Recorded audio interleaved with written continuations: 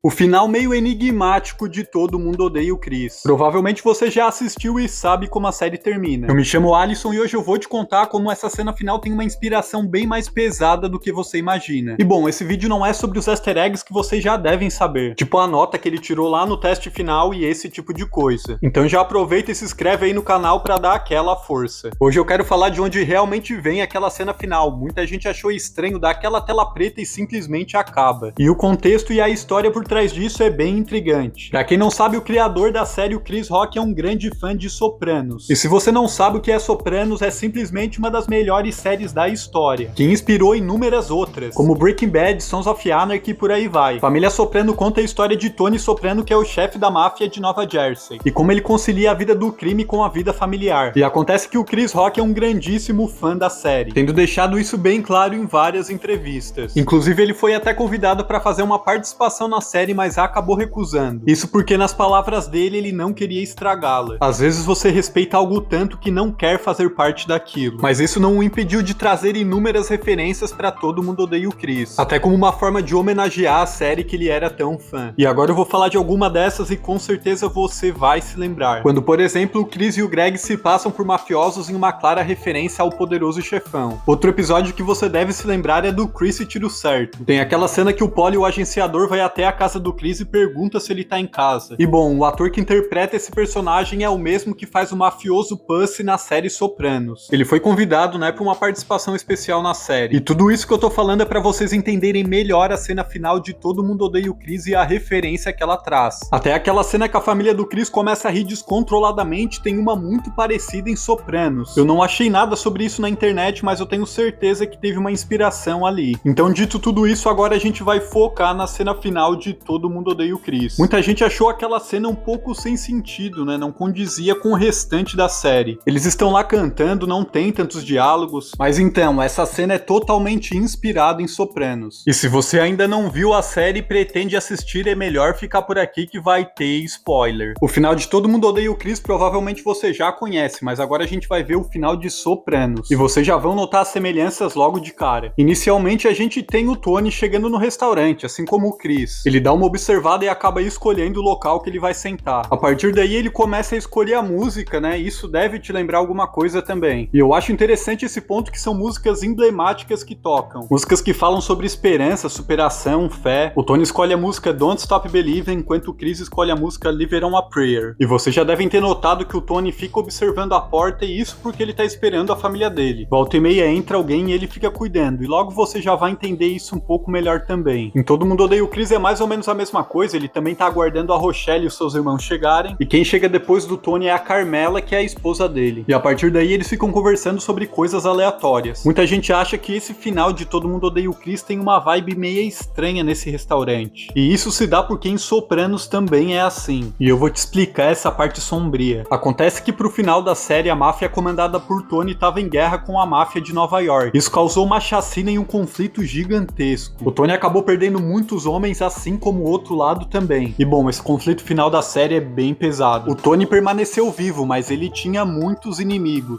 E eu acho que você já deve estar me entendendo. E agora eu vou te lembrar daquele cara estranho que entra e fica observando o Chris, que no caso lá era o agente de talentos que descobriu ele. Em Sopranos também passa um cara estranho pela porta, mas o que ele foi fazer ali é algo bem diferente. A princípio o Tony não dá bola porque já entrou muita gente no restaurante, porque esse conflito já tinha sido resolvido. Só que a gente tá no último episódio da série e a gente sabe que tem alguma coisa pra acontecer ainda. Você fica com aquela sensação que vai dar merda a qualquer momento. E aos poucos vai chegando mais gente no restaurante. Primeiro chega o TJ, que é o filho, e eles ficam aguardando a Meadow, que é a filha. E enquanto o tempo vai passando, aquele homem fica observando o Tony, que nessa altura já tá mais relaxado. A Meadow, que ainda não tinha se juntado à mesa, demora uma eternidade pra conseguir estacionar o carro dela. E nisso você vai sentindo que tem alguma coisa de errado lá dentro, por mais que eles estejam num clima descontraído, conversando e ouvindo música. Até que chega um certo momento que esse cara suspeito se levanta e vai até o banheiro, passando à esquerda do Tony. Assim como também acontece em Todo Mundo Odeia o Chris. E é aí que a filha do Tony finalmente chega e passa pela porta. Então o Tony olha uma última vez pra ela e tela preta. E bom, na época também ninguém entendeu nada. Mas o que aconteceu ali foi o seguinte: aquele cara suspeito tava ali em busca de vingança pra matar o Tony. Só que o criador da série não quis fazer essa cena final cheio de sangue, violência e tiroteio. Isso porque ele ele já tinha se apegado demais ao personagem, e não queria fazer isso de forma explícita, e sim de um jeito mais metafórico. Então no momento que a Meadow entrou e o Tony olhou pra ela, o cara também saiu do banheiro e atirou no Tony pelas costas. É isso que foi presumido, e depois o autor da série, o David Chase, praticamente confirmou essa história. E essa tela preta significava o fim da vida do Tony. Só pra vocês terem uma noção, na época o HBO chegou a receber vários telefonemas de telespectadores perguntando se a emissora tinha passado por algum problema técnico. Muita gente viu aquela tela preta e achou que a cena tinha sido cortada ou algo do tipo. O David Chase queria deixar a tela assim por cerca de 1 minuto, mas a emissora não concordou. Ele queria que o telespectador ficasse encarando o seu reflexo e refletindo sobre aquilo. E esse é o motivo pelo qual o final da série Todo Mundo Odeia o Chris é desse jeito. E por isso que esse episódio destoa um pouco do restante da série, até na forma como ele é gravado. Então por hoje é isso, e mesmo que agora você já saiba o final de Sopranos, caso você não tenha assistido a série, assista que vale muito a pena. Eu fico por aqui e até a próxima.